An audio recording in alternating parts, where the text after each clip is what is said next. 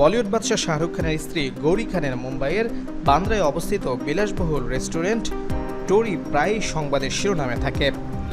এবার জানা গেল এই রেস্টুরেন্টের এক কোণে রয়েছে একটি গোপন দরজা, যা খান পরিবারের সদস্যদের ব্যক্তিগত আনাগোনার জন্য ব্যবহৃত হয়।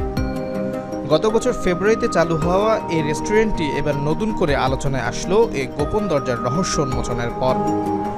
টোরির প্রধান রন্ধনশিল্পী স্টেফান কাডিট সম্প্রতি এক সাক্ষাৎকারে রেস্টুরেন্টের অন্দরমহলের অনেক অজানা তথ্য জানিয়েছেন। তিনি নিশ্চিত করেছেন যে রেস্টুরেন্টের একটি গোপন দরজা রয়েছে, যা দিয়ে কেবল খান পরিবারের সদস্যরা প্রবেশ করেন। তবে এই দরজাটি ঠিক কোথায় অবস্থিত তা সাধারণের কাছে অজানা।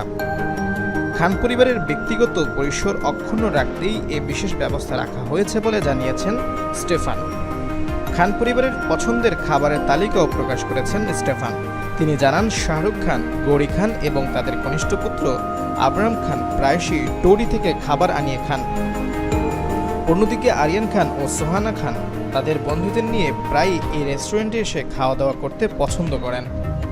তার কথায়, ওরা প্রায়ই আসেন, সময় না থাকলে ওরা খাবার অর্ডার করে দেন, আমরা ওদের বাড়ি পর্যন্ত খাবার পৌঁছে দেই।